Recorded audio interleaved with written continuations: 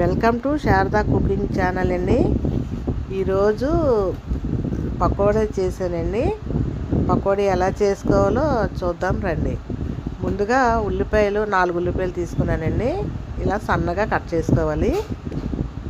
అవన్నీ వీడియోలో చూపిస్తున్నట్టు కట్ చేస్తే చాలా సన్నంగా వచ్చేస్తాయి. అలా ఉల్లిపాయ కట్ చేసిన తర్వాత ఒక బౌల్లోని ఆ ఉల్లిపాయ ముక్కలన్నీ తీసేద్దాం. చూసారా ఎంత సన్నగా వచ్చాయో.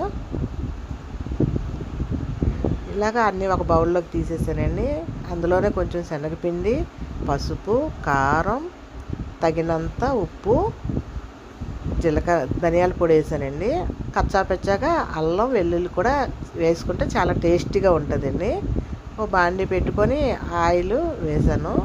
ఆయిల్ బాగా వేడెక్కిన తర్వాత అంటే జీలకర్ర కూడా వేసానండి. జీలకర్ర వేయడం వల్ల ఏంటంటే డైజెషన్ బాగా అవుతుందండి. అందువల్ల జీలకర్ర వేసాను. ఇలా చేసి ఒకసారి ట్రై చేసి చూడండి, చాలా బాగా వస్తుంది. ఆయిల్ బాగా వేడెక్కిన తర్వాత ఇలా పకోడీ వేసుకోవడమేనండి. స్కూల్ నుంచి పిల్లలు వచ్చినప్పుడు ఇలా వేడివేడిగా స్నాక్స్ చేసి పెడితే చాలా ఇష్టంగా తినేస్తారండి. ఒకసారి మీరు కూడా ఇలా ట్రై చేసి చూడండి.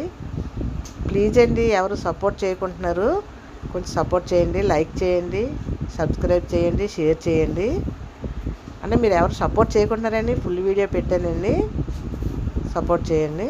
అలా చూసారా, అలా బాగా ఏగిపోయిన తర్వాత తీసేసుకోవడమేనండి. చాలా టేస్టీగా ఉందండి. మీరు కూడా ఒకసారి ట్రై చేయండి.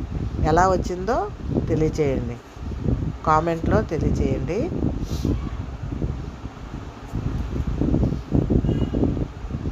ప్లీజ్ అండి, సపోర్ట్ చేయండి.